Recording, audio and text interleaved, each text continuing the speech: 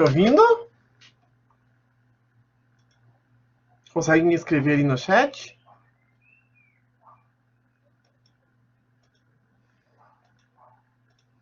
Perfeito. Só deixa eu compartilhar meu vídeo aqui, que novamente, né, tá difícil.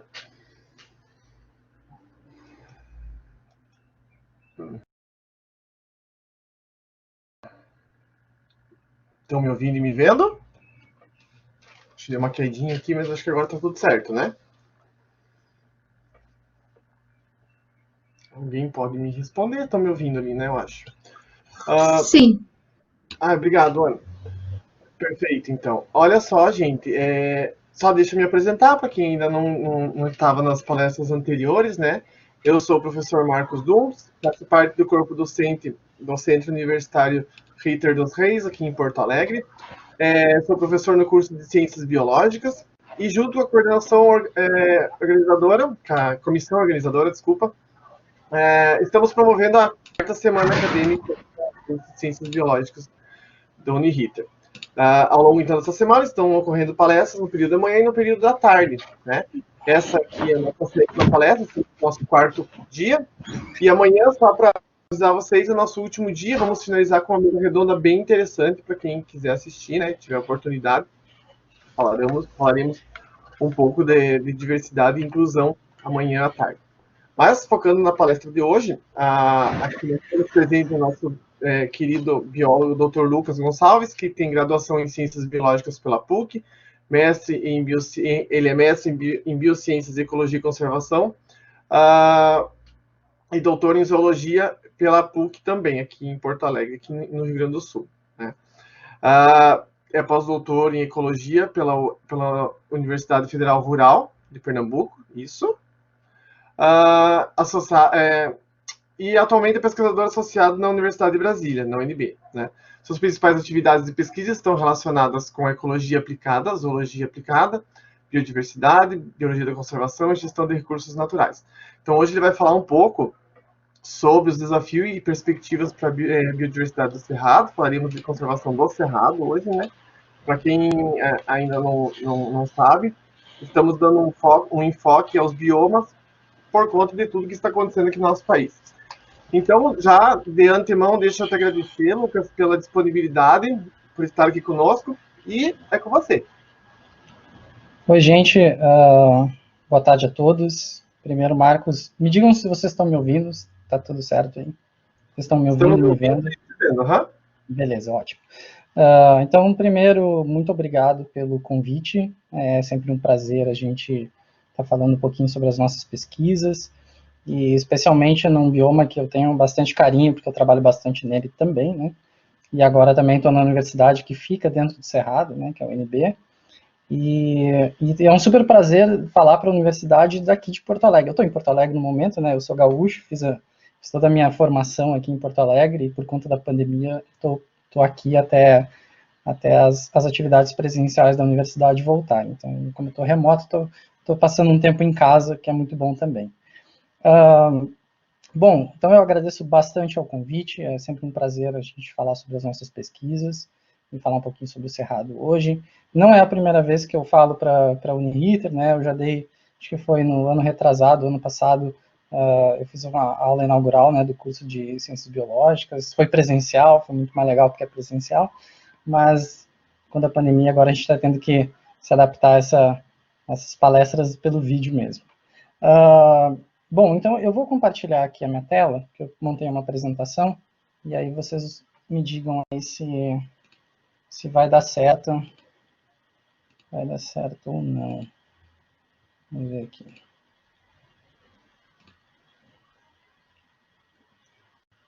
Vocês estão conseguindo ver aí, gente? Me avisem aí no... Beleza, tá, eu vou colocar a apresentação porque eu não vou poder ver ela, né? Então, aliás, eu não vou ver a vocês aqui na janela, então eu vou passar para a janela de apresentação. Marcos, por favor, me diz no áudio se vocês estão vendo tudo certinho. Tudo certo, estamos vendo, estamos ouvindo, e pessoal, podem mandar as perguntas ali no chat que eu vou salvando aqui, depois no final eu repasso pro professor. Bom, então vamos lá. Vou falar um pouquinho então sobre desafios e perspectivas para a biodiversidade do Cerrado. No início eu vou fazer uma introduçãozinha sobre o Cerrado, bem rápida, e depois eu vou mostrar 5 linhas de pesquisa que a gente vem desenvolvendo no Cerrado. Eu faço parte, dentro da UNB, do Centro UNB de Estudos Avançados do Cerrado, então a gente tem um centro de pesquisa que aborda exatamente a pesquisa dentro do bioma Cerrado, e então a gente está bem por dentro desses desafios e das perspectivas para a pesquisa científica da biodiversidade no Cerrado. Bom, eu vou começar falando bem rapidinho aqui no panorama geral.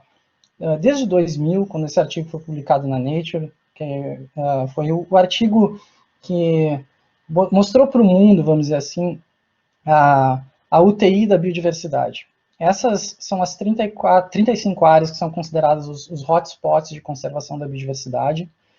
Nós temos 2 dessas áreas aqui no Brasil, né, a Floresta Atlântica, a Mata Atlântica e o Cerrado.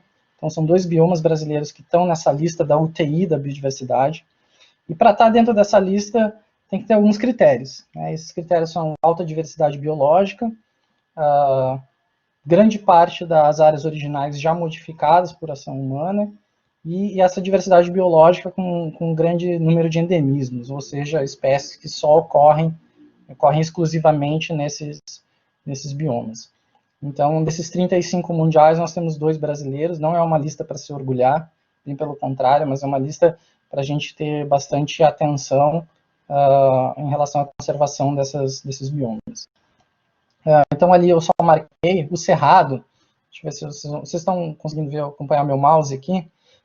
Então, o Cerrado tem, nesse artigo de 2000, ele já tinha cerca de 20% apenas do seu remanescente original primário, né, sem modificação por ação humana. Então, cerca de 50% do Cerrado já foi embora e 30% está sob alguma ação humana, mesmo tendo ainda vegetação remanescente, né, áreas naturais, mas com alguma pressão. Então, cerca de 20%, até menos hoje, do Cerrado ainda está intacto. E o Cerrado, ele sofre com uma dinâmica que a gente vem vendo muito na mídia, frequentemente, né, nos últimos tempos, que é a questão das queimadas. Então, a Amazônia está muito em voga, o Pantanal, né, teve 30% do bioma queimado nesse ano, mas o Cerrado, ano após ano, vem sofrendo com a questão das queimadas. E, na verdade, isso ocorre porque o Cerrado é a fronteira agrícola principal do Brasil, né, é a fronteira do desenvolvimento. Aqui tem um mapa feito pela CI, né, pela Conservation International, mostrando os remanescentes do Cerrado no ano de 2002. Então, naquela época que os hotspots foram publicados, né. O que ocorre é o que vocês veem nessas fotos, né, o desenvolvimento agrícola, a expansão da agricultura sobre as áreas naturais, e o Cerrado ele tem uma vocação muito forte para virar lavoura e pastagem, né? São ambientes mais abertos e mais fáceis de serem desmatados e convertidos, né? E como eu disse, é a fronteira do desenvolvimento, então vem todas as questões de desenvolvimento associadas, como por exemplo as rodovias, expansão urbana, associadas com esse avanço da supressão da vegetação do Cerrado. Em números, na verdade, se a gente for olhar do ano 2000 para cá, né, o desmatamento do Cerrado ele vem caindo, tá? Ele vem caindo, porém ainda é uma área muito grande desmatada. A gente desmata, em média, 6 a 7 mil quilômetros quadrados todos os anos o Cerrado. Isso é muito, certo, pessoal? É muita área desmatada. E o Cerrado, ele é o que a gente chama da caixa d'água do Brasil, né? A maioria das bacias hidrográficas, e principalmente as bacias hidrográficas que abastecem grande parte da população brasileira, nasce no Cerrado. Então, a bacia, por exemplo, do Paraná, a bacia do Araguaia, a bacia do Tocantins, o Rio Paranaíba, o Jequitinhonha, o Rio São Francisco. E então, boa parte da população brasileira é abastecida pelas águas que nascem no Cerrado. Outra coisa também é que o Cerrado tem uma fitofisionomias muito distintas, né? A gente tem desde campos bem limpos até matas, né? Então, as fitofisionomias do Cerrado são muitas, o que acaba acarretando numa grande importância biológica, né? Então a gente tem uma diversidade de ambientes, de nichos para serem explorados pelas espécies. Então, proporcionalmente é o bioma que tem mais áreas prioritárias de conservação. Vocês estão vendo nesse mapinha aqui em cima, na esquerda. E vocês vão ver na minha apresentação que particularmente, eu odeio texto em slide. Tá? Eu gosto de colocar imagem, bater um papo, falar, mas eu tive que colocar esse slide aqui com bastante texto, só para pegar os tópicos, porque eu estava fazendo a justificativa de um projeto que a gente estava pedindo financiamento, que eu vou mostrar daqui a pouquinho para vocês, e aí eu fiquei olhando a justificativa do projeto, realmente o Cerrado está na UTI. E lá na justificativa eu escrevi isso aqui. Primeiro que é o bioma brasileiro com as maiores taxas de modificação da paisagem natural nos últimos 30 anos. Tá? Mais do que a Amazônia, inclusive. Segundo o INPE, né, é o segundo bioma do Brasil em desmatamento e queimadas em números absolutos, perde para a Amazônia, né, em termos de área. Porém, a Amazônia é muito maior do que o Cerrado. Então, ele é o primeiro em números proporcionais. Tá? Como eu disse ali, junto com a Mata Atlântica, ele figura entre os hotspots, né, então são áreas de alta diversidade biológica, altas taxas de endemismo e a maior proporção das suas áreas naturais já altamente modificadas pelo homem. Né? Segundo o Ministério do Meio Ambiente e o Plano de Desenvolvimento Sustentável das Nações Unidas, o Cerrado tem a maior proporção de suas áreas remanescentes consideradas como prioritárias de conservação para a diversidade biológica. Né? E, como eu disse, também é essencial para a prestação de serviços ecossistêmicos, acho que o principal deles é a água, e também, claro, a agricultura. Né? No Cerrado está a maior diversidade de mamíferos de médio e grande porte do país, e aí só excluindo-se os primatas nessa história, e o maior número de espécies terrestres incluídas como ameaçadas no Brasil. Né? Então, também tem o maior número de mamíferos contemplados dentro de planos de ação da fauna ameaçada de extinção no Brasil, são dados do ICMBio. E, por fim, é a principal fronteira agrícola do Brasil e é responsável pelo número positivo da balança comercial. Então, as commodities exportadas, que são produzidas e são exportadas a partir do Cerrado, são o grande responsável, né, essas commodities são as grandes responsáveis pelos números positivos da exportação brasileira. Não tem mais o que falar, né? Tudo aqui é importante, então eu tive que botar esse monte de texto, mas fica aqui registrado. E aí, eu resolvi colocar algumas temáticas de pesquisas nossas em andamento, projetos que estão em andamento, então eu dividi aqui em 5 tópicos, vou falar um pouquinho de cada um deles, né, vou dar uma pinceladinha de cada um deles para vocês ficarem por dentro do que a gente faz, quais são os nossos desafios, as nossas perspectivas em relação à pesquisa. E o que a gente tem feito lá no Centro UNB Cerrado. Então, a primeira, eu vou falar um pouquinho da onça pintada, né, que é o maior ícone da fauna do Brasil, especificamente eu vou falar da onça no Cerrado. Outra linha de pesquisa que eu já venho trabalhando bastante tempo, que são os fenótipos polimórficos, né? E aí vocês vão ver coisas bem interessantes aqui. Conhecimento básico de biodiversidade, apesar de todas essas questões que eu trouxe até agora, o Cerrado ainda tem muitas lacunas de conhecimento. O Centro de Diversidade do Cerrado, que é o Parque Nacional Chapada dos Veadeiros, a gente tem uma pesquisa de longo prazo lá, eu vou mostrar um pouquinho dela para vocês. E eu vou mostrar uma pesquisa que a gente está fazendo com uma espécie não carismática do Cerrado e da Diagonal Seca do Brasil, né, que pega o Cerrado e a Caatinga. E, então, a gente não trabalha só com espécies bandeira, espécies carisma, a gente também trabalha com algumas espécies que não são tão carismáticas assim para o público, mas que são bastante importantes no ambiente. Então, a primeira vai ser a onça pintada. Então, o maior ícone da fauna do Brasil, essa foto é do Cerrado, do Parque Nacional das Emas. É o maior felino das Américas, a distribuição se estende por 18 nações, sendo o Brasil a principal, né, em termos de área, ocorre em diversos ambientes, com exceção do Pampa, as onças ocorrem em todos os biomas brasileiros. Na lista nacional, a onça está considerada como vulnerável, né, é uma espécie considerada com risco vulnerável de extinção, segundo a última avaliação de risco, e ela está incluída dentro da lista vermelha das espécies ameaçadas do Brasil. Bom, até junho de 2020 nós tínhamos um banco de dados, esse banco está um pouquinho maior já, mas até junho de 2020 nós tínhamos 1.335 registros com identificação individual de onças pintadas de toda a distribuição, desde lá dos Estados Unidos até o sul do Brasil. Esse é o maior mapeamento biogeográfico da espécie, eu venho trabalhando nele desde a época do meu doutorado, em 2010, e a gente continua fazendo bastante coisas com esses dados, né? Uma das coisas que eu venho trabalhando e refazendo e aprimorando é a modelagem de distribuição, né? Como é o maior mapeamento biogeográfico da espécie, a gente tem uma ferramenta na mão aqui, muito dado e ferramentas ótimas na mão para fazer políticas públicas, né? Então, aqui a gente trabalha com a onça em larga escala.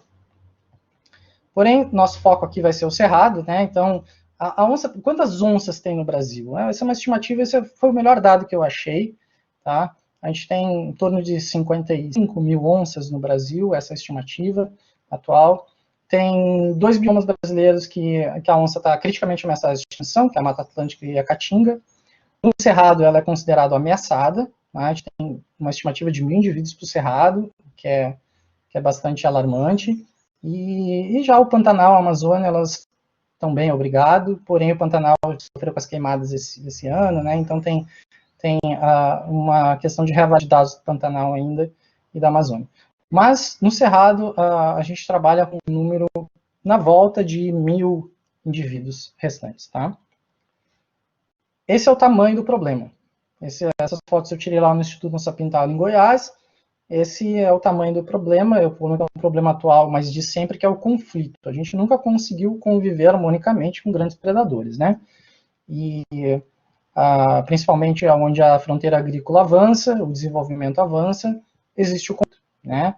E esse conflito pode ser um conflito de retaliação, né? Por o ataque a animais de criação e perdas de bovinos e outros animais de criação, ou também pode ser o que eu particularmente chamo de caça profilática, né? No momento em que a onça está rondando a propriedade, o dono da propriedade ele já elimina o problema antes do problema acontecer. Antes que a onça venha a entrar em conflito com a criação dele, ele já elimina o problema antes. Então, esse é o tamanho do problema, tá? Não é à toa que por isso que a onça pintada hoje tem 1.000 indivíduos sobrando no cerrado. Um pouquinho do trabalho de campo, então a gente tem parceiros que trabalham em campo. Aqui é um colar GPS, né, que são instalados nas onças na captura, e após a instalação dos colares GPS vira praticamente um CSI do reino animal, né? Aqui tem uns na foto da direita do Parque Nacional das Emas, no sul de Goiás, mas eu vou mostrar isso aqui com mais detalhe. Então aqui, só para mostrar para vocês um rádio colar GPS, porque eu vou mostrar um pouquinho dos resultados de bichos que estão monitorados no momento, né? O Instituto Onça Pintada, né, o pessoal do Instituto Onça Pintada, nós somos parceiros já há bastante tempo, trabalhamos em conjunto já há um bom tempo, vem fazendo um projeto que chama Corredor Araguaia, né, que é o maior corredor de biodiversidade do Brasil, desde o sul de Goiás, o Parque Nacional das Emas, até a borda da Amazônia. É um rio que se estende por muitos quilômetros e faz a divisa, boa parte da divisa entre o Cerrado e a Amazônia, e é um grande corredor de biodiversidade.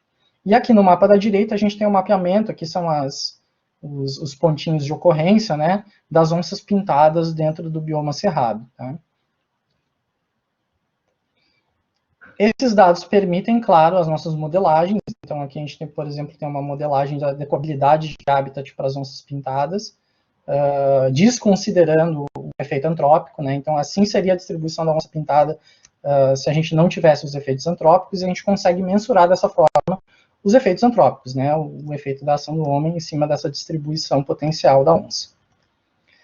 Aqui os dados de onças monitoradas. Então aqui são 4 indivíduos que estão monitorados na borda do Parque das Emas, né? Essa área aqui de baixo é o Parque Nacional, né? Aqui vocês veem que existe uma boa diferença na paisagem entre o Parque Nacional e as áreas do entorno. Aqui são as nascentes do rio Araguaia, então o Araguaia corre por aqui assim mais ou menos, e esses indivíduos eles têm as suas áreas de vida associadas com o Parque Nacional das Emas e as áreas do entorno, especialmente as nascentes do Araguaia. Mas eles circulam nas fazendas vizinhas, né? Vocês estão vendo que existem várias fazendas do entorno aqui, né? E os animais, eles circulam dentro, fora do parque. Então aqui começa a entender um pouquinho dessa dinâmica espacial dos indivíduos. Aqui tem 2 fêmeas e 2 machos monitorados. Mas teve um indivíduo que foi capturado no Parque Nacional das Emas, aqui está o polígono do parque em verde, e é uma fêmea, na verdade, e essa fêmea, ela estava em dispersão e ela já andou mais de 1.300 quilômetros. 1.300 quilômetros em alguns meses, certo? Então, a Mirelle foi uma das onças que foi capturadas na borda do Emas e ela já andou tentando estabelecer território mais de 1.000 quilômetros. Esse bicho aqui pode ser considerado quase um Highlander das onças pintadas, porque se ele não tomou chumbo no caminho e andou 1.300 quilômetros, é porque realmente o bicho é muito resiliente. Um outro projeto que é conduzido por parceiros, e inclusive por alunos meus do Brasília é o Bicho, né? Então tem um pessoal que você pode procurar eles na rede social aí, o Nex também, e esse pessoal trabalha no entorno de Brasília, né, no Distrito Federal e nas áreas de Goiás adjacentes, e tem um projeto muito bacana com câmeras trap no Parque Nacional de Brasília, na APA do Planalto Central. Aqui botei só uma foto de um dos registros deles, então a gente troca umas figurinhas com esse pessoal aqui. Como eu disse, tem inclusive alguns alunos meus aqui da pós-graduação que trabalham nesse projeto.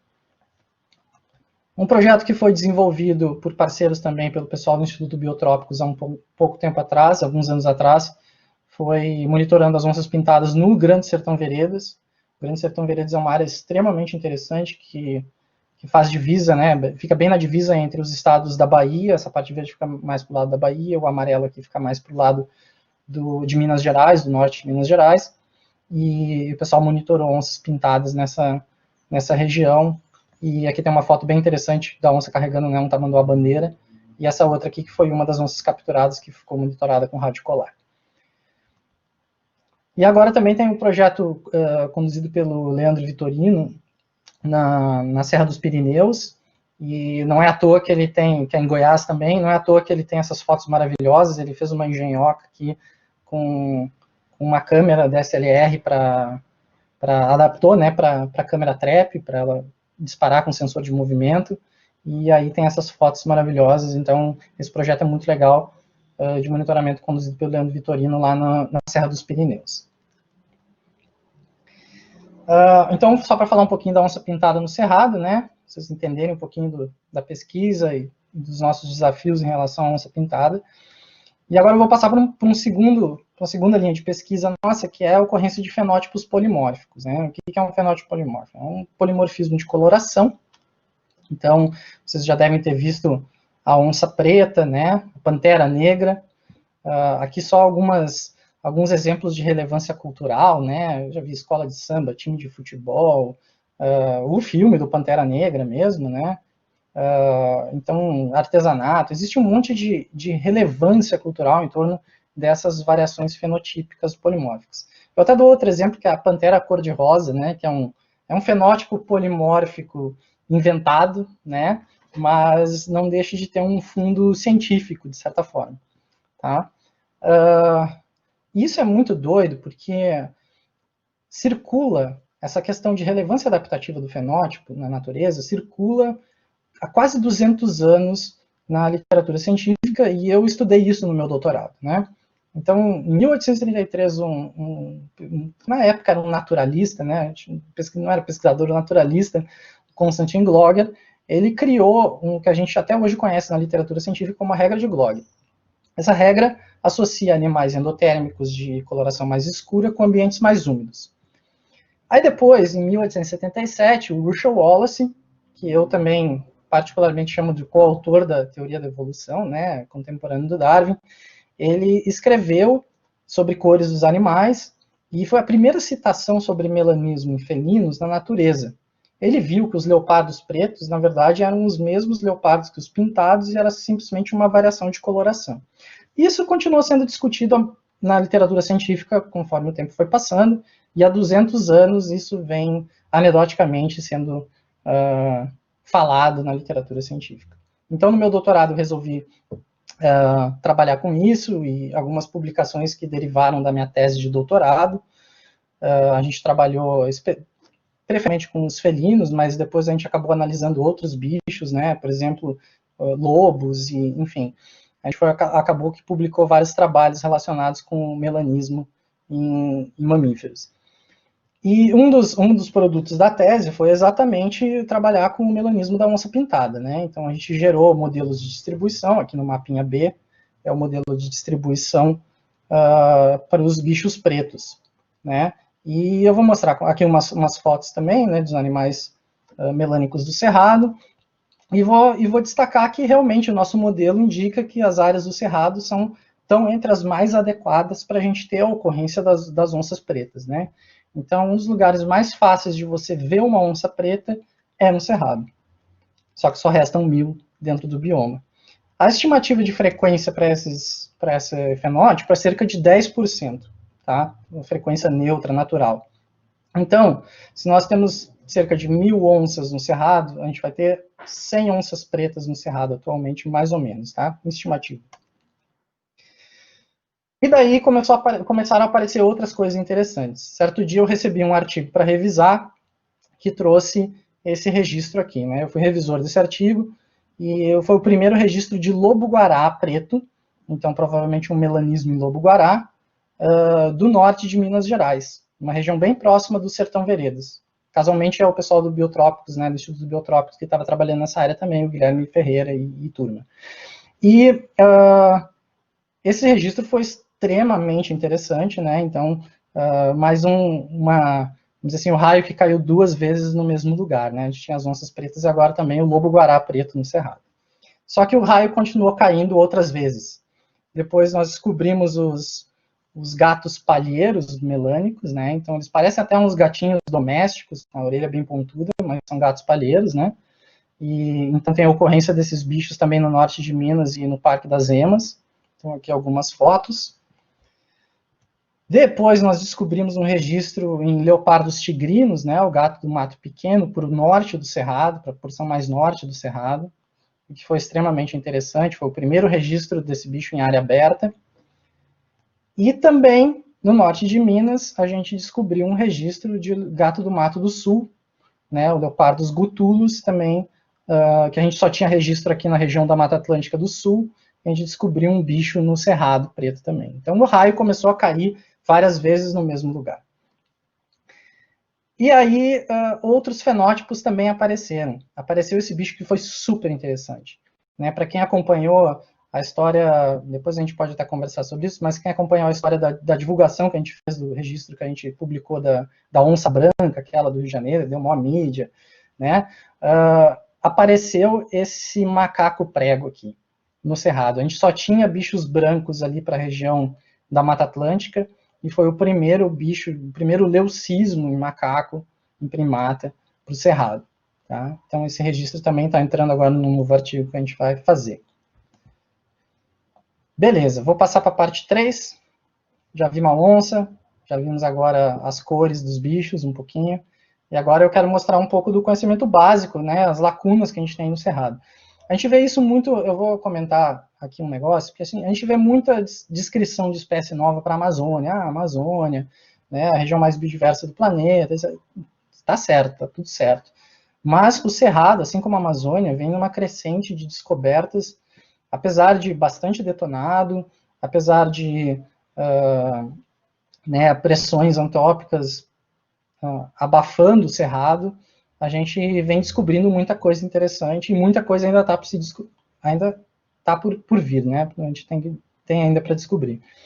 Então, só vou mostrar alguns artigos bem rápidos aqui para vocês. Por exemplo, novas espécies de anfíbios, né? Um sapo que foi recentemente descoberto aqui na região da Chapada, dos Veadeiros, tá? Aqui, por exemplo, um lagarto sem pernas, né? Que foi descoberto ali na região do Cerrado Central. Aqui mais uma espécie de anuro ali, né, em cima, mais um Proceratops. E peixes, então tem descrição de novos peixes aí para a bacia do Alto Paraná, né, na região do Cerrado também. Plantas, então, todos esses papers foram publicados nos últimos anos. Ó, Serra da Canastra, né, também ali em Minas Gerais, sul de Minas Gerais. Outro anuro aqui, um Ololigon, né, que também do estado de Goiás. Então, frequentemente a gente vê espécies novas sendo descritas para o cerrado. Tá? E uma coisa que chamou muita atenção nesse ano foi a publicação do artigo da revisão taxonômica dos gatos palheiros, onde mostrou, todas essas, o que hoje são 5 espécies, eram considerados uma espécie só. Tá? E esse ano, através de análises moleculares e análises de distribuição, isso foi dividido, né, essa única espécie, que era o Leopardus colocolo, foi dividido em 5 espécies. E hoje a gente tem um bicho que é exclusivo do Cerrado e do Pantanal, que é Leopardus bracatus, que é esse grupo 4 aqui, que eu particularmente chamo do gato de botas. Tá? Então, eles têm variação fenotípica, como vendo, né? Então são 5 espécies diferentes, e esses bichos pretinhos aqui são os gatos de botas, certo? Região do Cerrado, eles são exclusivos do Cerrado. E aí, para mostrar um pouquinho do trabalho de campo nosso também, junto com a descrição, né? A descrição do artigo do Fábio Nascimento e colaboradores. Então, está aqui o fenótipo do nosso gato do Cerrado, né? Do Leopardus bracatus. E aqui tem alguns registros que nós fizemos em campo com as câmeras TREP, né? Então, com as armadilhas fotográficas. Está aqui os nossos gatos de botas da vida real. Então, esses 2 registros são da região da Chapada dos Veadeiros. E olha só que legal a camuflagem desse bicho nas áreas abertas. É impressionante como é adaptado para o cerrado aberto. Essa espécie é extremamente adaptada para o cerrado aberto. Outro bicho que é um fantasma, e ele é super interessante de ser estudado no cerrado, ainda insuficientemente estudado, é o cachorro vinagre, Spiotus venaticus. Esse registro aqui foi feito no Parque Nacional das Emas, os bichos caminhando na estrada, e esse aqui a gente fez com uma câmera trap no Parque Nacional da Chapada dos Veadeiros. O interessante dessa espécie é que é o único canídeo social, ele anda em bandos. E outra coisa extremamente interessante é que ele é um bicho da Mata Atlântica e da Amazônia, e as únicas áreas abertas em que essa espécie ocorre são as áreas de cerrado. Né? Então é extremamente pouco estudado no geral, e menos ainda no cerrado. É outra espécie que é uma lacuna gigantesca para estudos e é um fantasma. O bicho é extremamente difícil de ser registrado. E agora, aquele projeto que eu coloquei lá no início, lá, aqueles lá no texto, na verdade é esse projeto aqui, que é o Planejamento Integrado das Paisagens do Cerrado. Esse é um projeto que vai ser coordenado pela UNB e tem um monte de colaboração com um monte de instituições de pesquisa do Cerrado.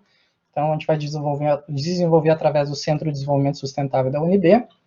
E a gente vai focar os nossos estudos em 7 áreas, que são as 7 manchas de cerrado mais preservadas, né? E a gente vai fazer inventários de biodiversidade com foco em mamíferos nessas áreas. Então, a área 1 ali é a Chapada dos Veadeiros e em torno. A área 2 é o Grande Sertão Veredas e em torno. A área 3 é o Jalapão, a área do Jalapão. A área 4, Chapada das Mesas. A área 5 é o Parque Estadual do Cantão e Parque Nacional do Araguaia. A área 6 é a Chapada dos Guimarães e a área 7, o Parque Nacional das Emas. Tá? Então, são 7 áreas que a gente ainda tem muita lacuna de biodiversidade e a gente vai fazer um projeto de longo prazo para mostrar melhor essa biodiversidade, com foco bem forte em mamíferos. Então, assim que a pandemia acabar, a gente espera começar esse projeto, porque vai ter bastante expedições a campo, vai ser muito legal. Vamos lá. 4º tema, vou mostrar um pouquinho do Centro de Diversidade do Cerrado. Então, a gente tem um monitoramento de longo prazo no Parque Nacional da Chapada dos Veadeiros, né? O Centro UNB Cerrado tem uma sede lá em Alto Paraíso de Goiás, que fica no pé da Chapada, e eu vou mostrar um pouquinho desse projeto para vocês, porque envolve bastante gente. Essa é a equipe, então a equipe que faz parte da UNB Cerrado, com colaboradores externos, né? Tem o pessoal do Programa de Conservação de Mamíferos do Cerrado, né? O Fred Lemos, a Cavalcante, tem um pessoal lá o Júlio Dal Ponte, de Mato Grosso, né? O Samuel, que agora está no Peru. Então tem uma turma, o Roberto Cavalcante, que foi da CI, né, da Conservation International, então tem uma turma muito boa de pesquisa aqui reunida nesse projeto, e os nossos alunos, né. Esse projeto é coordenado pelos professores André Cunha e José Luiz Franco, da UNB, o professor André Cunha, que é o coordenador do Centro UNB Cerrado. E a gente vem desenvolvendo esse projeto já há mais de 3 anos, na Chapada dos Veadeiros, Então, só para mostrar um pouquinho aqui para vocês, aqui é o Parque Nacional da Chapada. Essa área verde escura é o desenho antigo do parque, até fim de 2016. A área verde mais clara aqui foi a ampliação do Parque Nacional a partir de 2017. E existe uma APA no entorno, que é esse verde mais clarinho aqui. Então, todo esse mosaico compreende 26 unidades de conservação, com o Parque Nacional sendo a unidade de conservação principal. Para vocês só verem um pouquinho de como é, aqui eu estou com o pessoal da UNB Cerrado, e essa é a paisagem do Parque Nacional. Tá? Então, Cerrado maravilhoso. Quem não conhece o Parque Nacional, vale a pena. Porém, em 2017, nós tivemos um problema, que foi um grande incêndio no Parque Nacional.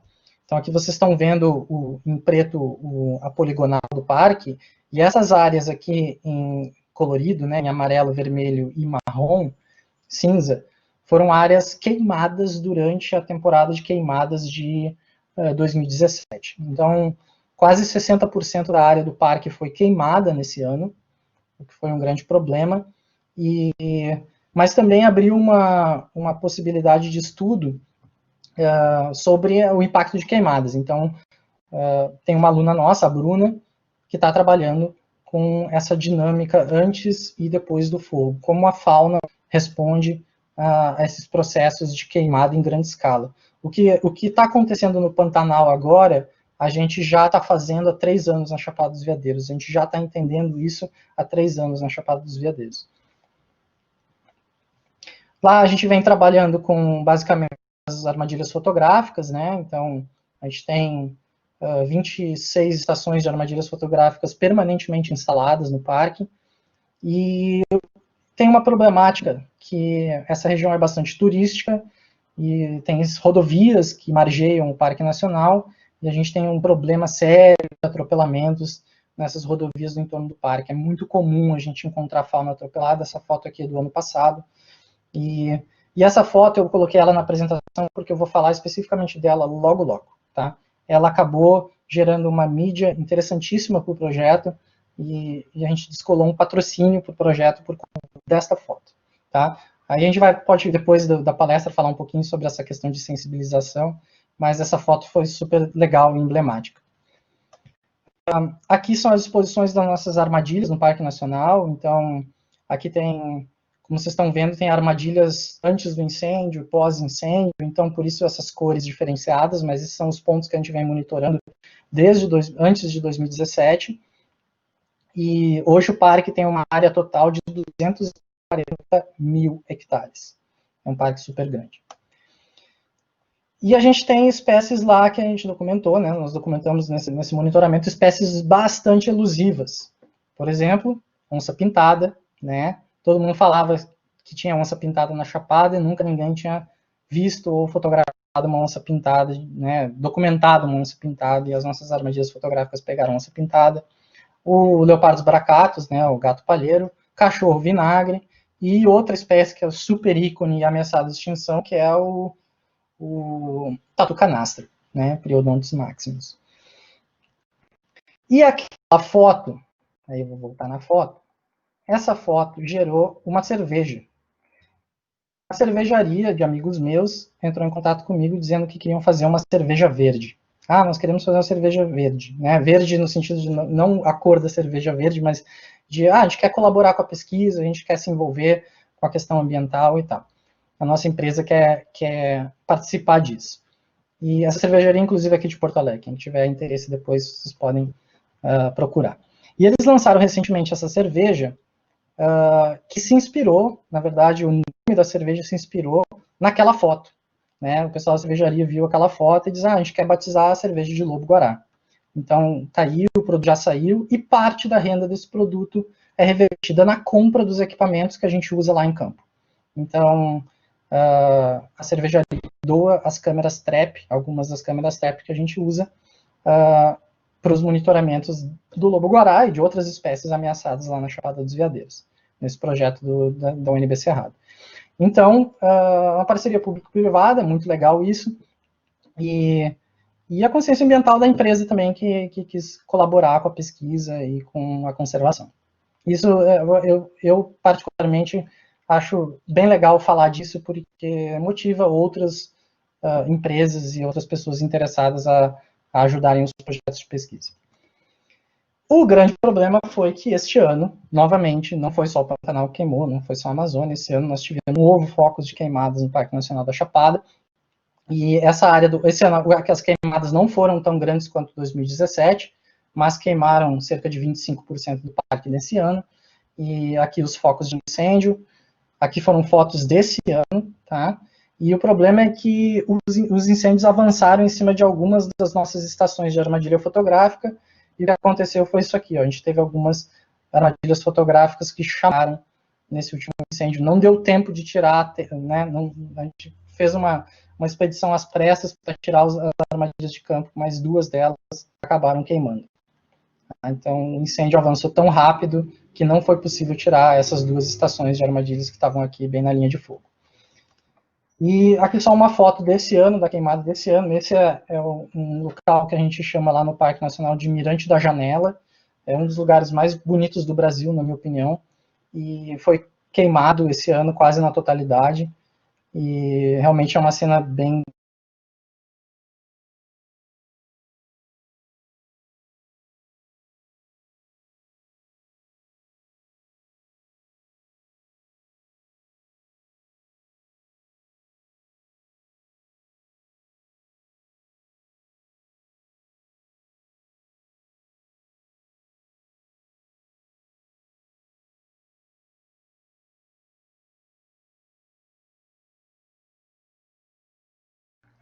Pessoal, vamos aguardar um pouquinho que provavelmente... Oi? Voltou. Oi, Lucas. Não, é que tinha cortado a tua imagem e teu som, acho que você deu uma quedinha aqui, mas já voltou. Tá bom. Então vou de novo. Então, para terminar aqui, se vocês não pegaram, esse aqui é o Mirante da Janela, tá? Que é uma das atrações principais do Parque Nacional da Chapada dos Veadeiros, e que essa foto foi agora no meio do mês de outubro, quando pegou fogo lá, né? Então, uma das principais atrações do parque foi queimada esse ano. Realmente é uma pena. E para terminar, então, última linha aqui, esse é um projeto, é um artigo que está sendo feito por um dos meus alunos, o Felipe Pessoa, foi meu aluno de mestrado, agora está fazendo doutorado na UFG, em Goiás, e ele está trabalhando com a modelagem de morcegos, e essa espécie aqui virou um dos focos dele, porque é uma espécie super bacana de se trabalhar por ter muito pouco dado conhecido, e ser uma espécie exclusiva, endêmica da diagonal seca, né, do Brasil, que é o cerrado e a caatinga. Então, o Felipe tem trabalhado com dezenas de espécies de morcego, ele faz modelagem, e inclusive as modelagens dele são passado, presente e futuro, né? Então, ele mapeia a diversidade, a riqueza de espécies ao longo do tempo. Aqui os dados dele estão divididos por guildas, né? Os morcegos... Como, por exemplo, no máximo glacial, os frugívoros se comportaram, se eles aumentaram o número de espécies agora, ou se regrediu o número de espécies. Então, ele trabalha muito com a questão do nicho, né? E aí, uma espécie se mostrou super interessante para a gente trabalhar, porque era uma espécie de DD, né? De dados deficientes. O polígono de distribuição da espécie, antes de nós começarmos a trabalhar com ela, era só essa bolinha azul ali, então só se conhecia esse bicho por uma região específica da Caatinga, né, lá a região da Chapada do Araripe, e aí a gente começou a registrar esse bicho em outros lugares. Esse aqui foi o banco de dados inicial que a gente teve, né, dessa espécie, e aí o Felipe começou a obter mais registros e fazer modelos de distribuição, e agora a gente está já com isso aqui. E esse mapa é extremamente, o B, é extremamente interessante, eu vou dizer por quê. Aqui a gente já documentou o bicho na Caatinga, no Cerrado Central, na porção bem sul do Cerrado, já no Pantanal, e até na Bolívia. Então, esse bicho, ele realmente é um exemplo da diagonal seca, né? Que pega exatamente essa região do Cerrado e Caatinga, e é um bicho exclusivo, um morcego exclusivo de áreas abertas, né? E aqui a gente já está trabalhando com métricas novas da IUCN, né, que é, por exemplo, o Extent of Occurrence, que é o polígono de distribuição atualizado, e as áreas de habitat. Então, a gente está mapeando dentro das áreas de ocorrência onde ainda tem habitat natural, onde pode ter realmente, de fato, a ocorrência da espécie. Então, o Felipe vem trabalhando nessa linha dos morcegos, dos quirópteros, e vem coisas novas por aí. Esse paper aqui já está numa formatação para começar um processo de submissão. Eu queria, antes de terminar aqui e começar um bate-papo com vocês e umas perguntas, não tem como eu não agradecer aos meus financiadores e os apoios e vínculos institucionais, né? Desde a PUC aqui, Rio Grande do Sul, o FRPE lá em Pernambuco, quando eu fiquei por lá, agora na UNB já desde esse ano, os parceiros, né? O AMNH, o Smithsonian, a Universidade de Davis, na Califórnia, Adelaide, e os financiadores, o Instituto Onça Pintada, que a gente trabalha bastante em parceria, os meus financiadores, Canon, North Face, a NetGeo, e se vocês quiserem aqui o pessoal de Porto Alegre quer comprar a cerveja de Lobo Guará, vocês podem procurar lá pela Cervejaria Veterana, e que vocês vão achar essa iguaria da pesquisa científica, beleza? E pessoal, também para terminar aqui, eu deixo a minha rede social, tá? Quem quiser, eu gosto bastante de divulgar pesquisa na rede social, então eu uso lá o meu Instagram para divulgar as pesquisas, para compartilhar artigos legais, também eu adoro fotografia, então eu compartilho as fotos das expedições, quando a gente está em campo, mostro um pouquinho dessa rotina da pesquisa no dia a dia, tá bom? Então agradeço demais ao convite de vocês, agradeço aí professor Marcos e a equipe da organização da Semana Acadêmica, é sempre um prazer a gente estar falando aqui sobre os nossos trabalhos. Obrigado mesmo. Muito obrigado, Lucas. Palestra incrível. É sempre interessante a gente entrar em contato com pesquisadores de fora, inclusive, né? Porque você, por mais que seja aqui de Porto Alegre, tá lá para cima, fazendo trabalho no Cerrado, na Caatinga, e que é um bioma totalmente diferente do que a gente é acostumado aqui, né? Tivemos algumas perguntas e alguns comentários ao longo da palestra. Eu vou falar isso para você e você pode ficar à vontade em comentar, responder, enfim. A Ana, ela falou lá no início que em Juiz de Fora, em Minas Gerais, né, um filhote macho, acho que era de onça, né, porque era bem na hora que você estava falando, estava andando entre o trânsito e prédios da cidade, isso logo depois da região que ele vivia ter sido queimada.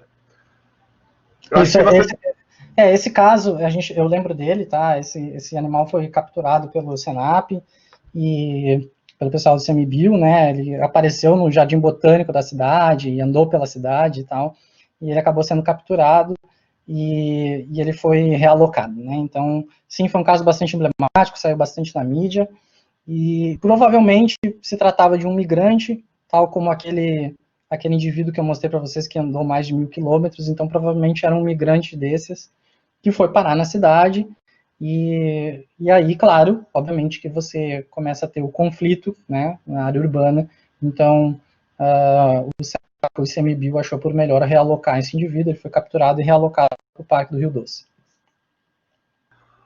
O Fábio, ele falou, o Fábio Oliveira, ele falou lá em cima que, lembrando que o melanismo também ocorre em leopardos, que acabam sendo chamados também de pantera negra, e isso pode causar confusão. Isso. Bom, eu estudei ambas espécies, inclusive publiquei artigos com leopardos, tá? Eu estudei ambas espécies no meu doutorado, né? Na verdade, sim, eles, tanto a onça pintada quanto o leopardo preto são chamados de panteras negras porque ambos são do gênero Panthera, né? A Panthera onca, Panthera pardus. Então, na América a gente chama de pantera negra a onça pintada, na África e na Ásia a pantera negra é o leopardo preto, leopardo melânico. A Marina Lopes, ela até falou assim que imagino que você vai falar disso ainda, né, porque foi bem lá em cima, mas caso não, se tem alguma hipótese, porque tanto o melanismo ocorre nesses biomas que você falou em específico, né, alguma pressão evolutiva, vantagem nessa coloração, local, exato, enfim. E aí, só completando, Opa, desculpa, o Fábio colocou embaixo que os registros de melanismo são frequentes nesse bioma por algum fator local ou simplesmente por esse ambiente ser mais monitorado, né? Tem essas frentes também, né? Assim, realmente existe a relevância adaptativa. Todas as espécies que a gente tem analisado, a gente tem achado fortes indícios de seleção natural em cima dos fenótipos. Então, os fenótipos, eles são todos eles, né? Todos esses exemplos são geneticamente controlados. Alguns são dominantes, outros recessivos. mas existem características de ambientes que favorecem ou desfavorecem a presença do melanismo e a persistência dele ao longo do tempo, ou do leucismo também, né? E no caso dos gatos aí que a gente estava vendo do cerrado, a gente hipotetiza que essa diversidade de ambientes que o cerrado tem possibilita que a frequência desses fenótipos aconteça em algum nível, né? Ou seja, sempre tem algum bicho preto dessas espécies aparecendo. Então, independente de eles serem dominantes ou recessivos, no caso da onça pintada, por exemplo, é dominante. No caso do gato palheiro, por exemplo, é recessivo. Então, a gente tem diferentes cenários, diferentes ambientes que vão selecionando positiva ou negativamente a presença daquele fenótipo. Então, sim, respondendo à pergunta, existe forte indício de seleção natural em cima dos fenótipos. As últimas duas perguntas ali do Fábio e da Dália, você consegue ler ou eu prefiro que eu leia? Deixa eu ver. Não, você consegue ler para mim? Pode ser. Eu sei assim, o Fábio ele perguntou qual a sua opinião sobre os corredores de fauna para evitar atropelamentos e se não essa, teria outra solução que considere melhor para... Então, existem diferentes mecanismos para evitar atropelamentos, né? E para diferentes grupos zoológicos, esses mecanismos funcionam melhor de forma diferente. Por exemplo, para primatas, não adianta fazer túnel por baixo da estrada, porque o primata não vai cruzar num túnel, né? Então, você precisa ter aqueles trampolins, né? Para que bichos arborícolas consigam cruzar a estrada. Hoje, inclusive, eu recebi no WhatsApp um vídeo de um bugio cruzando a estrada, chega a dar uma agonia vendo ele caminhar no meio dos carros. E para mamíferos terrestres, várias espécies, os túneis funcionam. Só que os túneis funcionam melhor, por exemplo, quando a lateral da rodovia é cercada, né? Porque o bicho, se você não tem a cerca que, entre aspas, drene ele para entrar no túnel e para cruzar a rodovia por baixo, ele vai cruzar por cima porque é fácil, né? E aí aumenta a probabilidade de atropelamento. Então, na verdade, para você... E existem os outros mecanismos de redutores de velocidade, os próprios radares, né? Então, e a própria educação, né, no trânsito. Então, assim, é uma gama de métodos que a gente precisa combinar para ter efetividade. Mas nesse caso que eu mostrei ali da Chapada dos Veadeiros, ali o problema é que a gente tem essa rodovia que margeia o Parque Nacional, conecta ele com áreas do entorno que são preservadas também, né? E essa rodovia não tem nenhum mecanismo de mitigação. Então, realmente é uma máquina de matar bicho, né? O que mais? Cadê ali? A Dália, ela parabenizou você pela palestra e perguntou se você pode falar um pouco sobre o impacto da biodiversidade no Cerrado por conta dos javalis. Então, o javali já está se espalhando por tudo, né? E tal como nos outros biomas, o javali no Cerrado também é um problema. O grande problema no Cerrado é que o javali compete com espécies nativas como o queixada e o cateto, né? Então, a gente tem porcos nativos no Cerrado, inclusive ali na região do Parque das Emas tem bastante queixada. Lá no Parque Nacional Chapada dos Veadeiros, parece que esses porcos estão extintos, os nativos extintos localmente, né? A gente não tem registrado praticamente nada desses animais. Então, é óbvio que o javali em qualquer lugar ele causa impacto sobre a fauna. O grande problema é que ali no Cerrado, ele vira um competidor das espécies nativas, que são as grandes biomassas que alimentam os predadores, né, as onças pardas e pintadas. Então, eles causam um efeito de esculhambação na cadeia alimentar e pode levar, em alguns locais, à extinção local das espécies nativas. Então, realmente, tal como em outros lugares, é um problema. Outro problema também é que, no momento que você libera a caça de javali, tudo que é porco e se mexe leva chumbo. Então, também tem essa questão de as espécies nativas sofrerem, entre aspas, por tabela, né, com a caça do javali. O Roger, ele perguntou Como que funcionam as armadilhas fotográficas?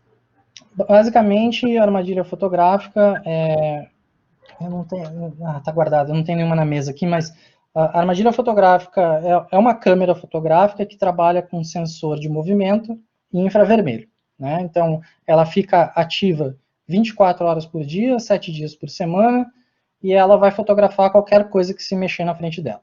Tá? Inclusive, na Chapada dos Veadeiros, a gente tem algumas trilhas, e uma das perguntas que a gente quer responder na Chapada é o impacto do turismo sobre a fauna. Então, a gente tem algumas trilhas que são visitadas do parque, que são monitoradas com câmeras trap, né, com armadilha fotográfica.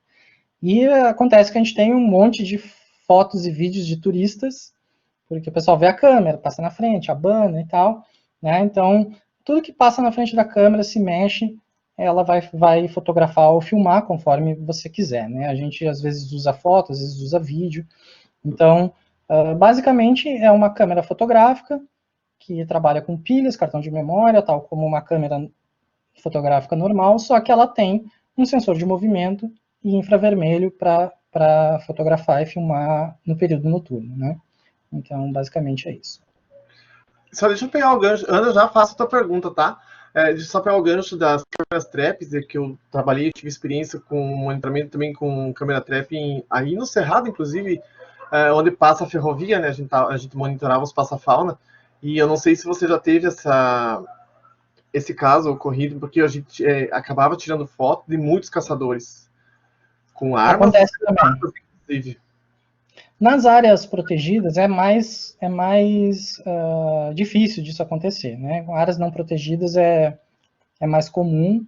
Já, inclusive, eu tive parceiros que tiveram câmeras roubadas, câmeras destruídas, porque às vezes o caçador passa ali e não quer ser filmado e tal. Tem os outros que são menos vândalos e levam só o cartão de memória embora para não aparecer. Claro, a gente perde o dado, mas não perde a câmera. Né? Então, já teve diversas situações diferentes. Aqui no Sul tem um parceiro de pesquisa nosso que teve câmeras queimadas, os caras não conseguiram tirar a câmera e fizeram uma fogueira embaixo, derreteram a câmera. Né? Então tem de tudo, já aconteceu de tudo. Mas assim, nas áreas protegidas, a gente também toma, de certa forma, cuidados, né, de não expor ao risco e ter sempre as câmeras com cabo e cadeado, etc., mas nas áreas protegidas a gente tem um pouco mais de segurança do que em áreas não protegidas. Sim, e a gente tem que tomar um cuidado, né? Porque esses equipamentos são bem caros, inclusive. São equipamentos caros, exatamente. A Ana, ela falou assim, ó, apesar de fugir um pouco do tema da palestra, ela perguntou o que o senhor pensa da atitude tomada pela Dinamarca em eliminar milhares de exemplares de Visions, tentando conter uma nova mutação do SARS-CoV-2. Se tivesse o poder de opinar, sugeria outra alternativa a ser adotada? Então, é uma pergunta bastante polêmica, né? E eu, particularmente, eu evito entrar em polêmica, etc., mas eu sempre tomo as decisões, até as minhas opiniões em relação à pesquisa científica mesmo, né? Nesse caso, são essa espécie, né, são animais de criação, então já não são espécies nativas, né? Hoje a gente, inclusive, no Brasil tem uma discussão muito acalorada sobre os animais acelvajados, né, por exemplo, cães e gatos que estão em áreas naturais, né? Isso é um problema gigantesco para a fauna nativa, né? Eles são vetores de doença, eles eliminam espécies nativas, né? Matam muita fauna nativa, então precisa ter um controle. Só que aí também, em alguns momentos, a gente entra em discussões mais acaloradas, né, em relação a matar ou não animais, etc. Bom, é uma questão de prioridades, e eu acho que nesse sentido, eu não vou dizer se está certo ou está errado, mas eu acho que o governo, no caso, tomou uma atitude em cima da prioridade, que é a de saúde pública. É uma visão mais antrópica, né, antropogênica, vamos dizer assim, mas realmente tem que se tomar uma decisão nesse caso, né, e o governo acabou tomando essa decisão. Eu sinto menos impacto, porque, né, como a gente trabalha com conservação, a gente tem que ser muito pé no chão. Eu assim, considero que, pelo fato de não serem espécies nativas, serem animais, né, de criação e tal, o impacto sobre a fauna natural realmente não vai ter, né? Não é o caso. Mas é óbvio que, eticamente, você eliminar formas de vida nunca é a melhor solução. Mas aí o governo teve que tomar uma decisão em relação à saúde pública. Então, foi uma visão mais antropocentrista, vamos dizer assim. Pessoal, alguém tem mais alguma pergunta? Gostaria de abrir o áudio de repente? Não sei, estiver escrevendo. Se alguém quiser abrir o áudio aí, fica à vontade. Tem tempo, tá? Eu não sei se vocês têm compromisso aí, mas eu tô tranquilo. Temos tempo ainda, pessoal. Pode mandar pergunta sem problema nenhum. Eu tenho uma pergunta em relação à expansão do Matopiba. Quanto que isso interferiu na fauna local? Porque como eu moro na região do Oeste Baiano, eu sei que teve bastante espécies que foram que estavam na extinção, só que agora só existem de preservação e não existem mais sem ser nesses locais, né? Áreas Quanto protegidas, que pode ser agravado? áreas protegidas têm o seu papel, né, realmente de proteção integral da biodiversidade, é o principal objetivo delas, né? E o problema é que, assim, a gente tem uma legislação que permite o uso, né, territorial, né? E dentro, claro, essa legislação chama-se Código Florestal, e especialmente no Cerrado, você tem que deixar 20% da propriedade com área natural. O problema é que não existe um planejamento integrado dessa reserva legal das propriedades, né? Então, o que acontece é que vira uma bagunça, uma coxa de retalhos da paisagem, e aí, obviamente, que muitas das espécies vão perdendo seus ambientes e vão sofrendo extinções locais. Isso vem ocorrendo em diversas áreas do Cerrado, e não só do Cerrado, como em outros biomas também.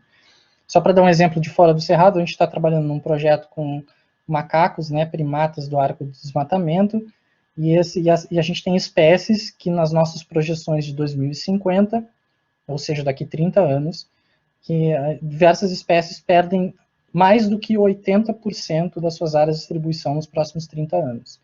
Primatas, tá, pessoal? Não é bicho que a gente não vê, né? Macacos. Então, é o centro de diversidade de primatas do mundo, né, junto com Madagascar. Então, lá o centro é um centro para lêmures aqui, para macacos mesmo. E a gente tem várias espécies que estão em risco de extinção nos próximos 30 anos por conta do avanço do desmatamento na Amazônia. Né? Então, não é só no Cerrado que isso está acontecendo, então a gente tem extinções locais acontecendo em todos os lugares. Mas a gente também tem a parte boa, não vamos falar só de problemas, tem alguns lugares que algumas espécies têm voltado, recolonizado, existem alguns projetos de sucesso aí, né, com refaunação, né, e o Mutum da Lagoas é um exemplo legal, a ararinha azul agora, né, as antas que foram reintroduzidas nas UCs do Rio de Janeiro, do projeto Refauna. Então, tem algumas iniciativas que vêm dando certo, mas, assim, no geral, o panorama é que a gente vem perdendo de forma muito acelerada as espécies em muitos locais, né? E reforçando mais uma vez a importância de nós biólogos nessa função toda, né? Porque nós temos um papel fundamental, porque temos esse olhar um pouco mais biológico em cima das espécies propriamente de identificação, né? Repovoação. É muito incrível saber de tudo isso que está acontecendo. Até as coisas ruins, como você comentou da queimada no parque, podem surgir, de repente, pesquisas do impacto disso que está acontecendo. Claro que nesses biomas, o fogo, né, a queimada, é algo natural, lógico que não nessas proporções, e muito menos de forma proposital. Mas também a gente tem que ver, se é que eu posso dizer um ponto positivo, isso não existe nesse momento, mas, enfim, essa abertura, essas clareiras, enfim, essas queimadas, elas ainda nos ajudam a fazer pesquisas frente à dinâmica aí dos biomas, né? Exato, acho que a gente tem que ser positivista, eu tento ser sempre assim no desenvolvimento dos projetos. É óbvio que uma queimada de grandes proporções, como aconteceu esse ano no Pantanal, vem acontecendo ainda, né?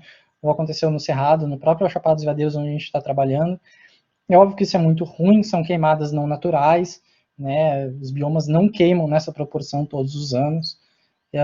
E o que acontece é que isso abre, se a gente for ver na história do copo meio vazio, meio cheio, se a gente for ver o copo meio cheio, abre uma janela de oportunidade para a gente entender essa dinâmica da fauna em cima de perturbações em grande escala, como está acontecendo no Pantanal com fogo esse ano, ou aconteceu na Chapada dos Veadeiros em 2017. E realmente, a gente tem 2 trabalhos de mestrado já em fase, indo para os finalmente, que trabalharam exatamente com essa questão do impacto do fogo e a refaunação pós-fogo. Então, tudo que está acontecendo no Pantanal, a gente já teve essa oportunidade no Cerrado 3 anos atrás. E a gente vem com monitoramento contínuo de fauna há 3 anos. E só nesse ano de 2019 e 2020, né, 2 anos depois da queimada, é que a gente conseguiu registrar novamente algumas espécies, como as onças, os lobos-guarás em algumas áreas, os cachorros vinagres só apareceram agora, né, as raposinhas nas áreas de campo que foram queimadas.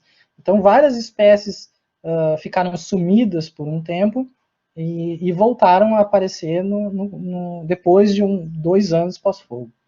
Então, provavelmente o que vai acontecer no Pantanal, né, e abre essa janela de oportunidade de entender uma perturbação de grande escala do Pantanal. Mais alguma pergunta, pessoal? Pode abrir o microfone e fazer, se alguém quiser. Ou algum comentário, enfim. A gente tem o link que a gente tá mandando, tá, Lucas? Também um link de feedback. Daí eu mando. Na sequência eu envio tudo para vocês. O Fábio tá tentando abrir o microfone. Peraí. Se não der, Fábio, você faz pelo chat mesmo.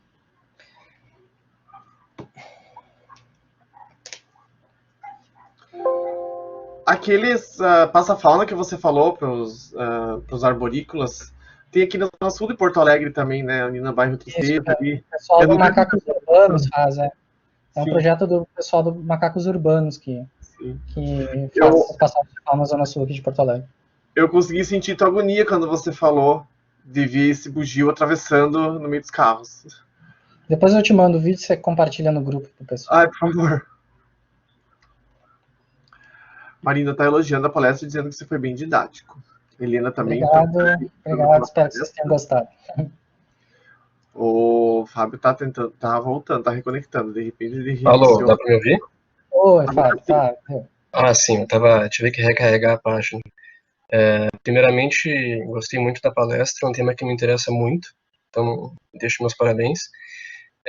Vou ser bem sucinto. Tu vê alguma perspectiva positiva ou otimista de que, falando especificamente do Cerrado, o tema da palestra, que o Cerrado conservado consiga ser mais lucrativo do que devastado, seja por turismo, seja por... Enfim, eu consigo pensar principalmente no ecoturismo, né? Mas isso aí, a gente consegue imaginar que no futuro isso venha a ser mais lucrativo e, portanto, tenha mais esforço do que a devastação dele, ou é algo meio sonhador, assim?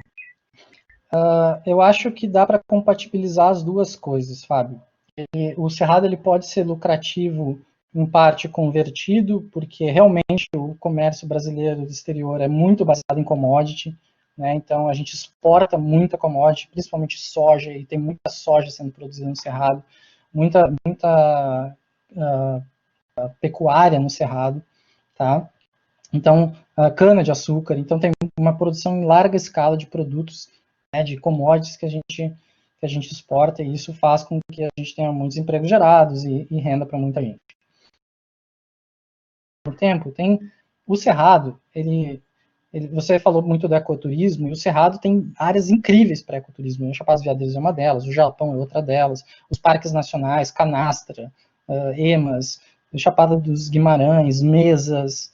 Então, todas essas áreas naturais que são preservadas, são em áreas de conservação, elas são áreas incríveis para o ecoturismo e geram muita renda e muito emprego para as pessoas nessas regiões. Tá?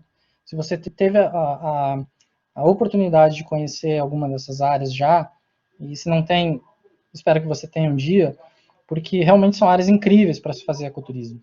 Tá? Eu acho que as paisagens mais bonitas do Brasil estão no Cerrado. Chapada Diamantina, Chapada dos Veadeiros. Então são lugares incríveis do Brasil, né? Eu botaria 4 ou 5 paisagens do Cerrado entre as top 10 do Brasil, facilmente.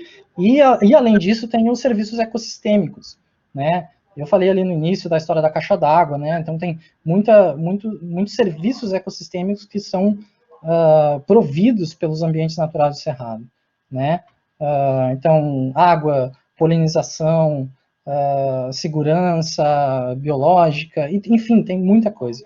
E o nosso grande desafio é tentar monetizar isso, né? Fazer com que isso vire renda para as pessoas em larga escala. Então, a gente tem muito para avançar, eu acho. Eu acho que a gente também não pode, na minha opinião, focar tudo num segmento só, né? Só agricultura, só pecuária, ou só o ecoturismo. Eu acho que a gente tem que saber compatibilizar todas as atividades e gerar renda para as pessoas, para as populações de todas as formas, né? E é possível fazer isso. É possível. O que a gente precisa é política pública séria e bem feita para que isso realmente de fato ocorra. Eu vou só fazer um último gancho, que assim, na minha opinião, a gente tem uma das melhores legislações ambientais do planeta, tá? E o que a gente não consegue fazer é que a legislação seja cumprida, né? E que as pessoas os contraventores da legislação sejam punidos. Então, é isso que falta no Brasil, a gente realmente fazer com que a legislação seja cumprida. Porque a gente tem a legislação boa, a gente tem a maior biodiversidade, a gente tem biomas fantásticos, a gente tem muita oportunidade, né, nos diversos segmentos, e a gente já citou agricultura, pecuária, ecoturismo, serviços ecossistêmicos e por aí vai, e o que a gente precisa é de política pública efetiva. Eu acho que esse é o nosso gargalo do momento. Não é à toa que o nosso debate político está tão acalorado. Não vou entrar no debate político, mas... Né, engajar a população, inclusive local, e para entender e saber como que funciona a dinâmica do local onde elas estão vivendo, porque fazer elas entender que a floresta em pé é mais vantajosa do que, né, enfim, cortado. Para vocês entenderem, esses parques nacionais que eu citei alguns aqui, né, e que vão ser nossos focos de estudo nos próximos anos, esses parques nacionais, todo o entorno desses parques, diversas cidades, municípios giram em torno do ecoturismo. Né? Se pegar as chapadas todas, né, Veadeiros, Diamantina, Mesas, Guimarães, tudo gira em torno do ecoturismo. Os outros parques nacionais, o Parque das Emas tem um potencial de birdwatching incrível, né, um lugar maravilhoso para isso. Pessoal que gosta de fotografia, pessoal que gosta de ambiente de rio, né, pô, tem o Araguaia, tem o Tocantins, tem o Rio São Francisco, pô, cachoeiras, é incrível, é fantástico. Todos os lugares têm cachoeiras maravilhosas. Então, assim, o Cerrado, para mim, é um dos potenciais maiores de ecoturismo do Brasil, sem dúvida nenhuma. E tem boa estrutura em muitos lugares, né? Tem muitos lugares desses que estão bem preparados para atender turismo e ecoturismo. Tem muitas, inclusive, que ficam dentro da própria cidade, como em Costa Rica, no Mato Grosso. Eu ia só fazer um comentário das cachoeiras, que foi uma das mais bonitas que eu vi, inclusive foi no Cerrado, mas para quem é aqui do Sul, tá, gente? É muito agradável tomar banho nas cachoeiras do Cerrado, porque a água é quente, ela é temperatura ambiente, não é que nem aqui quando você entra numa água de rio que é gelada. Lá é muito agradável, não que aqui não seja, mas lá é muito agradável tomar banho de rio.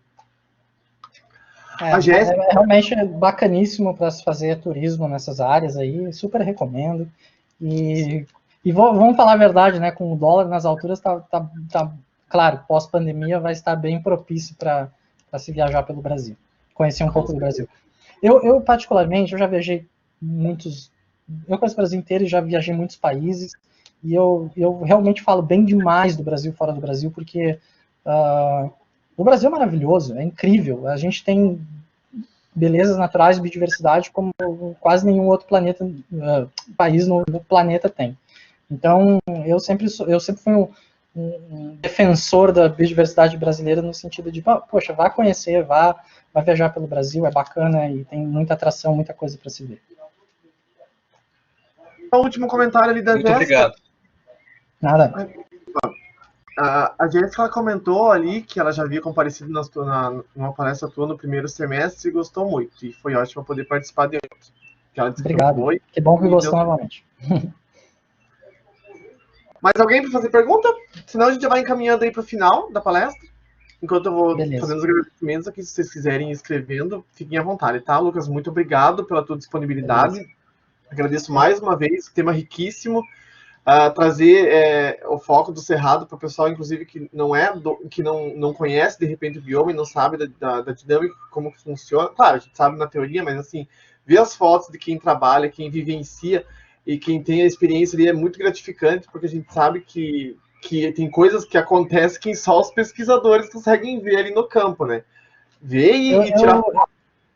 Então, Marcos, eu particularmente, primeiro, muito obrigado pelo convite, espero que todos tenham gostado, que tenha sido uma experiência bacana para todos. Eu, particularmente, como eu disse, nas minhas palestras, eu evito usar texto, informação muito técnica, né, minuciosamente técnica. Eu gosto muito de mostrar as fotos, porque, assim, aquelas imagens que falam mais que 1000 palavras, né? Então, trazer um pouquinho, mostrar como são as paisagens, como as fotos dos bichos, e tentar exemplificar com essa coisa mais visual. E é assim que eu gosto de fazer as minhas palestras, né?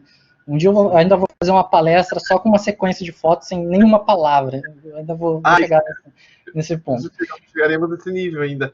Porque tem um conjunto muito grande de fotos, né, inclusive. E assim, a fotografia é uma das minhas paixões também, eu adoro, porque, né, a gente acaba, mais cedo ou mais tarde, os biólogos de campo sempre acabam gostando e vira uma cachaça a história da fotografia. Mas eu agradeço super o convite, então para quem quiser acompanhar, assim, lá na rede social, lá eu posto as coisas com frequência, né, e mostro um pouquinho desse dia a dia lá também nas expedições, no campo, no laboratório. Então, eu tento passar, assim, para os alunos em geral, pessoal que gosta do tema de biodiversidade, um pouquinho das nossas experiências e da nossa rotina de pesquisa. E também eu acho que é uma questão de motivação, né? Essa galera que está começando, que está na graduação, que daqui a pouco quer fazer um mestrado, quer fazer um doutorado, quer seguir na área de pesquisa, ou até que queira seguir outro caminho também, mas que chega, né, gosta dessa coisa de meio ambiente, biodiversidade. Então é uma motivação. O Roger só perguntou ali qual a rede social. Instagram, tá? Você pode procurar lá no Instagram, procurar lá Lucas Gonçalves, vocês vão achar lá. Eu vou copiar aqui, peraí, que eu acho que fica mais fácil. Peraí.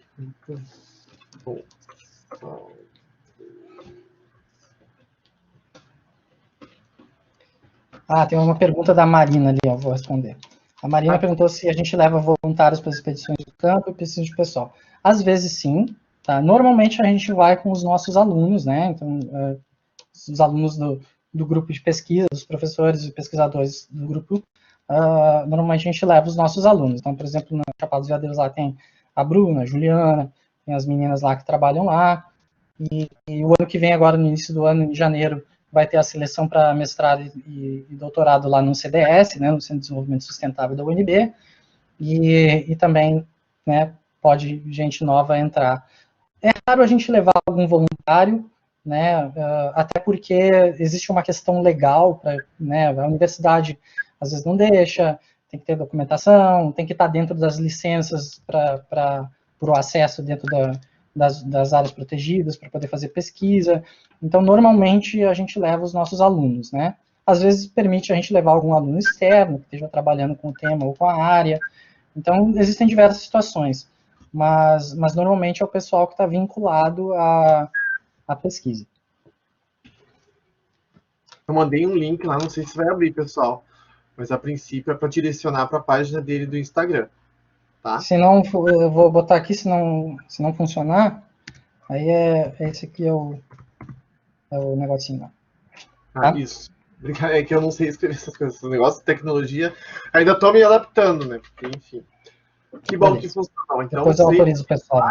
Fiquei à vontade em seguir, porque tem bastante conteúdo, inclusive, depois que a gente conversou, tô com informação, tem bastante conteúdo lá mesmo, tá? Então, pessoal, olha só, eu quero agradecer novamente a presença de vocês aqui, do Lucas, obrigado, né? Não esquecendo que tem o link ali em cima para vocês fazerem a inscrição, né? Dar o feedback, que eu vou passar pro Lucas, pro doutor aí depois. E na sequência, amanhã, nós temos uma palestra de manhã também. Essa, em especial, não será gravada, tá? Por conta de alguns dados que ainda não foram publicados, né? Temos esses problemas ainda enquanto. Mas não tem problema, vocês vão poder apreciar. A minha tem dado não publicado, mas eu vou confiar em vocês. Mas aí, amanhã de manhã, uma finalização com uma mesa redonda à tarde. Então, a gente aguarda vocês amanhã, no nosso último dia do nosso evento semanal. E a gente está trabalhando nos links aqui para postar no YouTube, para mandar no grupo de vocês e disparar também nos e-mails, porque assim, as internets não estão ajudando hoje muito. Então, para baixar e reenviar, tá meio complicado, mas estamos conseguindo, tá bom? Lucas, obrigado de novo. Pessoal, muito obrigado. Até amanhã. Marcos, obrigado, gente.